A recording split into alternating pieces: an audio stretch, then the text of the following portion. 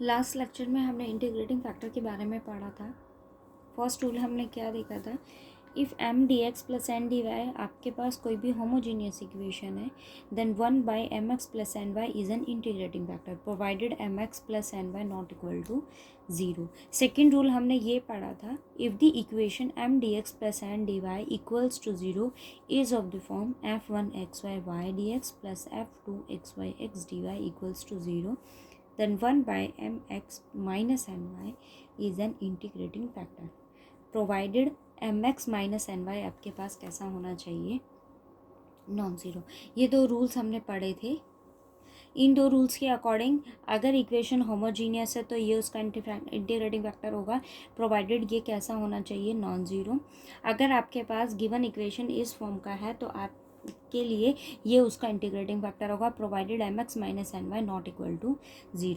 अब हम बात करते हैं, मान लीजिए कि किसी केस में आपके पास ये वैल्यू ज़ीरो हो जाए या ये वैल्यू ज़ीरो हो जाए, या फिर हम ये कहें कि ये दोनों नॉन ज़ीरो हैं, बट अगर मैं गिवन इक्वेशन को उस टर्म से मल्टीप्लाई करूं या इससे मल्टीप्लाई करूं, आपके पास गिवन इक्वेशन जो है वो एग्जैक्ट ना रहे, या फिर किसी केस से आपके पास ये दोनों वैल्यूज़ क्या हो जाएं, ज़ीरो हो जाए, वो इंटीग्रेटिंग फैक्टर ना बन पाए, तो थर्ड केस की कंडीशन हमें कहती है, इफ़ गिवन इक्वेशन आपके पास जो भी इक्वेशन होगी, क्या करना है, M Y minus N X over N. इस इक्वेशन को सॉल्व करने के बाद अगर ये आपके पास क्या बने, फंक्शन ऑफ एक्स ओनली, सिर्फ और ये सिर्फ किसका फंक्शन बनना चाहिए, एक्स का फंक्शन बनना चाहिए, उस केस में इंटीग्रेटिंग फैक्टर क्या होगा, ई की power integration F of X D x.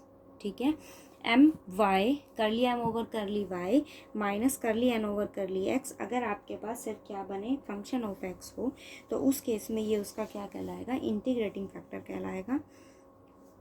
और इंटीग्रेटिंग फैक्टर क्या होगा, ई की power F of X D X. ठीक है, सेकेंड केस क्या कहता है कि अगर ये फंक्शन ऑफ एक्स नहीं बने तो हम क्या फाइंड आउट करेंगे, N X minus M Y equals to F O Y, N X curly N over curly X minus curly M over curly Y over M equals to F O Y. अगर ये किसका किसका function बने, सिर्फ Y का function बने, उस case में इंटीग्रेटिंग फैक्टर क्या होगा, ई की power integration F O Y D Y is an integrating factor. ये चार रूल्स हमने पढ़े हैं किसके बारे में, इंटीग्रेटिंग फैक्टर के बारे में। ये चारों रूल्स हैं मेरे पास कि अगर एक कंडीशन में इक्वेशन अगर आपके पास होमोजीनियस होती है और ये वैल्यू अगर नॉन ज़ीरो हो तो उस केस में इंटीग्रेटिंग फैक्टर ये होगा। अगर आपके पास गिवन इक्वेशन को इस फॉर्म में हम रिड्यूस मतलब इस फॉर्म में अगर उसको रिड्यूस कर सकें तो आपके पास इंटीग्रेटिंग फैक्टर क्या होगा, ये provided M X minus N Y कैसा होना चाहिए, नॉन ज़ीरो। थर्ड कंडीशन हम क्या देखते हैं कि अगर आपके पास M Y curly M over curly Y minus curly N over curly X over N, सिर्फ और सिर्फ किसका फंक्शन बने, ये एक्स का, तो उसके इसमें हम क्या कहेंगे, ये उसका क्या होगा, integrating factor. It means sorry, E की power integration F of X D X आपका क्या बनेगा, इंटीग्रेटिंग फैक्टर। और अगर curly N over curly X minus curly M over curly Y over M ये किसका फंक्शन बने, वाई का फंक्शन बने, उस केस में हम क्या कहेंगे कि इंटीग्रेशन ई की पावर इंटीग्रेशन एफ ओ वाई डी वाई उसका क्या होगा, इंटीग्रेटिंग फैक्टर होगा। आपके पास ये चारों रूल आपके माइंड में रहने चाहिए कि किसी के लिए क्या कंडीशन होगी और किसके लिए क्या कंडीशन होगी। अगर ये नॉन ज़ीरो होगा, ये गिवन इक्वेशन होमोजीनियस है, तो ये उसका इंटीग्रेटिंग फैक्टर होगा। अगर ये नॉन ज़ीरो और गिवन इक्वेशन की फॉर्म ये बना सको तो ये उसका इंटीग्रेटिंग फैक्टर होगा। अगर आपके पास ये इक्वेशन सिर्फ क्या बने, फंक्शन ऑफ एक्स ओनली, तो ये उसका इंटीग्रेटिंग फैक्टर होगा। और अगर ये फंक्शन ऑफ वाई हो तो उस केस में ये उसका क्या होगा, इंटीग्रेटिंग फैक्टर होगा।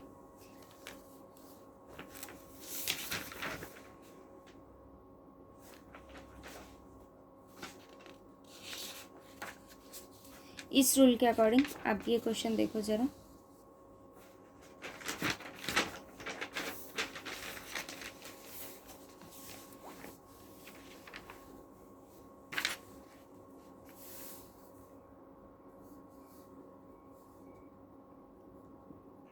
X square plus Y square plus 1 D X minus 2xy dy equals to 0। ये m है, ये वैल्यू क्या है n। फाइंड आउट करेंगे करली m ओवर करली y, क्या होगा 0, 2y, 1 का डेरिवेटिव 0, करली n over curly x, x में डेरिवेटिव फाइंड आउट करेंगे सो -2y। ये दोनों इक्वल नहीं है ना, इक्वल नहीं है, इसका मतलब given equation is not an exact equation. फिर हम क्या करते हैं, वैल्यू फाइंड आउट करेंगे, क्या होगा, थर्ड रूल हमने क्या पढ़ा है, curly m over curly y minus curly n over curly x, m का derivative with respect to y, n का derivative with respect to x, और क्या आता है हमारे पास n। ये क्या होना चाहिए, फंक्शन ऑफ x ना, सॉरी, m का डेरिवेटिव y में, n का डेरिवेटिव x में ओवर n, क्या बनना चाहिए हमारे पास, फंक्शन ऑफ x। आप वैल्यू को सब्स्टिट्यूट कीजिए, m का डेरिवेटिव y में क्या है 2y माइनस n का derivative with respect to y, sorry x, over n की वैल्यू क्या है -2xy।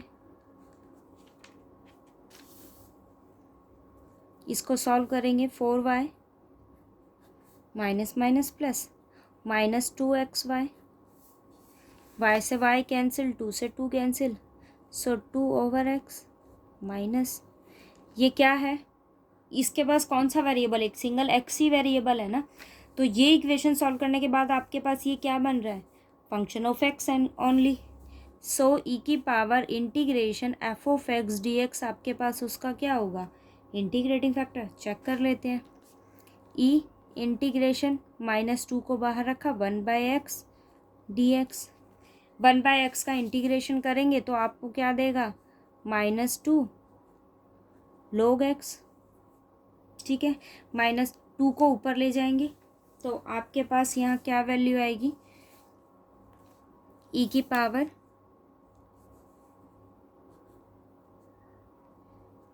ई लोग ये एलिमिनेट हो जाएगा, x की पावर -2, सो 1/x² उसका क्या होगा, इंटीग्रेटिंग फैक्टर। ये इंटीग्रेटिंग फैक्टर हुआ आपके पास 1/x², मेरे पास क्या हो गया, गिवन इक्वेशन का इंटीग्रेटिंग फैक्टर। इंटीग्रेटिंग फैक्टर निकलने के बाद हम क्या करते हैं, गिवन इक्वेशन में वैल्यू सब्स्टिट्यूट करते हैं, मतलब आप इंटीग्रेटिंग फैक्टर जो आए गिवन इक्वेशन को उससे क्या करोगे, मल्टीप्लाई करो।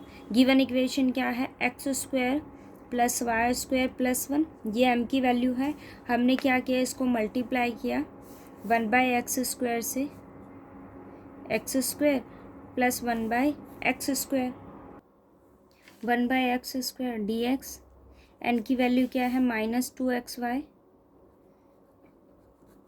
x² dy equals to 0। Solve करेंगे इसको, 1 plus y² plus 1/x² dx minus 2y/x dy। अब चेक करो कि इक्वेशन एग्जैक्ट, वैसे तो एग्जैक्ट ही होगी, पर फिर भी मैंने यहाँ, ये m की वैल्यू है मेरे पास और ये वैल्यू किसकी है, n की, करली m ओवर करली y में डेरिवेटिव करेंगे 1 का 0, इसके पास y नहीं है तो ये भी 0, इसका करेंगे तो क्या होगा 2y/x²। अब n का derivative with respect to x, n की वैल्यू क्या है -2y/x, x में डेरिवेटिव करना है, x नीचे है आपके पास, तो उसका डेरिवेटिव क्या हो जाएगा -1/x², सो 2y/x², दोनों इक्वल है ना, so this equation is an exact equation. आप सॉल्यूशन फाइंड आउट कीजिए, m लिखना है और उसका derivative with respect to x, इसमें y आपके पास क्या रहेगा, कांस्टेंट, और m की वैल्यू क्या है 1 प्लस y² प्लस 1/x², ये इक्वेशन dx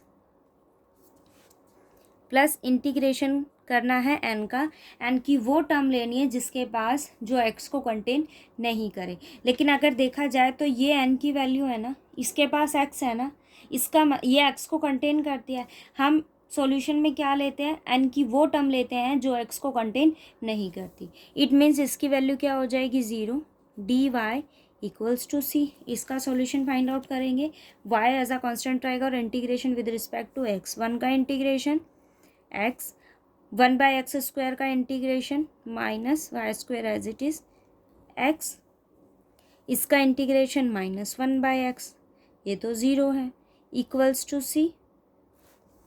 इसको सॉल्व कर लो, x² - y² - 1 equals to cx, ये सॉल्यूशन आ गया।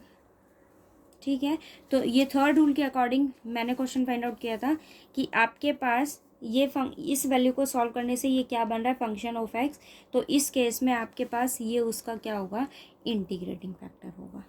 अब ज़रा y के लिए चेक कर लेते हैं।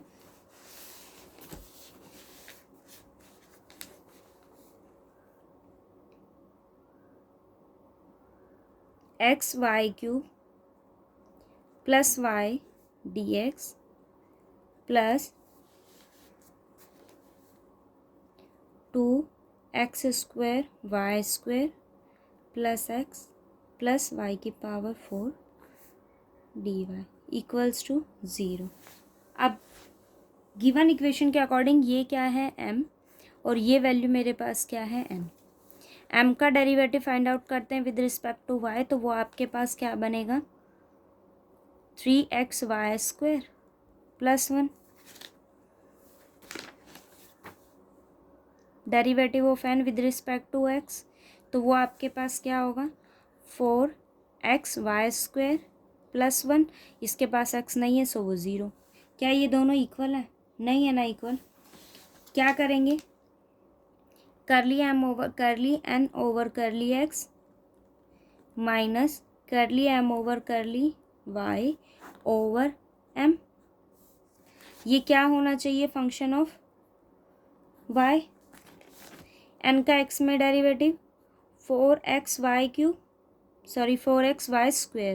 Plus 1 minus 3xy² minus 1 over m क्या है मेरे पास, xy³ प्लस y।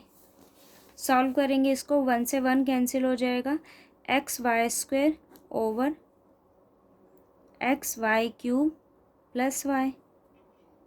ठीक है, अब यहाँ से मैं क्या कर सकती हूँ, y कॉमन ले लें,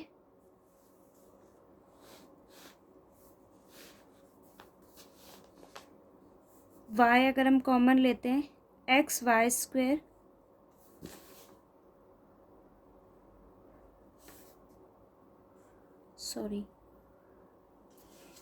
क्वेश्चन की स्टेटमेंट के अकॉर्डिंग ये 2 जो है वो सबके साथ मल्टीप्लाई होगा।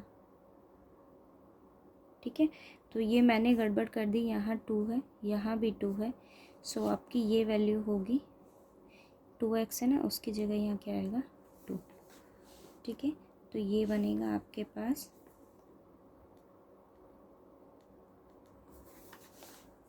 ठीक है, तो ये वैल्यू हो जाएगी xy² plus 1 over xy³ plus 1, xy² plus 1 over, यहाँ से y कॉमन लिया, xy² प्लस 1। इस टर्म से ये term cancel, 1/y। This is a function of only y। So e की पावर इंटीग्रेशन y dx मेरे पास उसका क्या होगा, इंटीग्रेटिंग फैक्टर होगा, 1/y dy f of y dy है, क्योंकि फंक्शन ऑफ y तो integration with respect to y e log y। So y integrating factor हुआ। ठीक है, आप क्या करेंगे, m को मल्टीप्लाई, गिवन इक्वेशन को मल्टीप्लाई करेंगे विद रिस्पेक्ट टू y, करेंगे तो क्या हो जाएगा, xy4 plus y² dx plus 2x² y³ plus 2xy equals to 0। ये m है, ये n है, curly m over curly y, 4xy³ plus 2y² 2y, n का x में 4xy³ 2y, और इसके पास x नहीं है सो 0, दोनों इक्वल है। आप सॉल्यूशन फाइंड आउट करेंगे, y क्या रहेगा, कांस्टेंट। ठीक है, एम में करें, एम का derivative with respect to X, ये एम है 4 + y² dx, और n की वो टर्म लेनी है जिसके पास x नहीं हो। तो इसके पास x है, इसके पास x है, इसके पास x नहीं है, सो y5 dy = c। इंटीग्रेशन करेंगे, y कांस्टेंट रहेगा, x का इंटीग्रेशन x²/2 + xy² 6/6 = c। ये सॉल्यूशन है, ठीक है।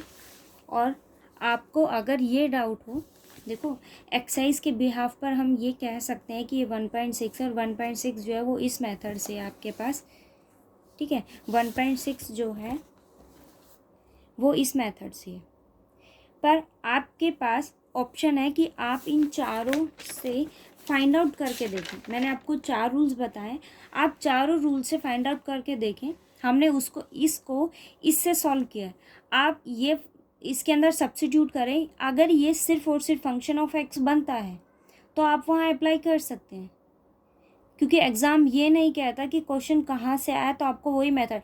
हाँ, अगर इससे वो सिर्फ और सिर्फ इसकी सारी इस मेथड की, इस रूल की, अगर ये क्वेश्चन सारी कंडीशंस को सेटिस्फाई करता है तो आप उसका सॉल्यूशन ऐसे भी फाइंड आउट कर सकते हैं, और उसका सॉल्यूशन एग्जैक्ट आएगा, मतलब गिवन डिफरेंशियल इक्वेशन आपके पास एग्जैक्ट बनेगी। अगर ये क्या कहे आपको सिर्फ और सिर्फ फंक्शन ऑफ एक्स देता है तो आप इससे भी सॉल्यूशन फाइंड आउट कर सकते हैं। अगर आपके पास mx - ny नॉन ज़ीरो होता है तो ये भी उसका इंटीग्रेटिंग फैक्टर होगा, प्रोवाइडेड आपके पास ये जो गिवन इक्वेशन है वो इस कंडीशन को सेटिस्फाई करनी चाहिए।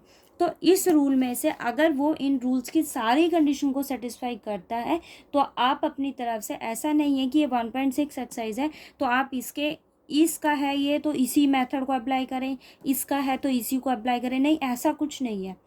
आप ये देखें कि कौन से रूल के अकॉर्डिंग वो किस कंडीशन को सेटिस्फाई करता है। अगर वो रूल्स की सारी कंडीशन को सेटिस्फाई करता है तो आप उसके अकॉर्डिंग उसका इंटीग्रेटिंग फैक्टर निकाल सकते हैं, इसके लिए कोई रेस्ट्रिक्शन नहीं होती, ठीक है। आप इनको ट्राई करना, इन 2 रूल्स को। आज ये 2 रूल्स हमने डिस्कस किए हैं, इनके क्वेश्चंस ट्राई करना। अगर कोई प्रॉब्लम हो let you drop a message उनको।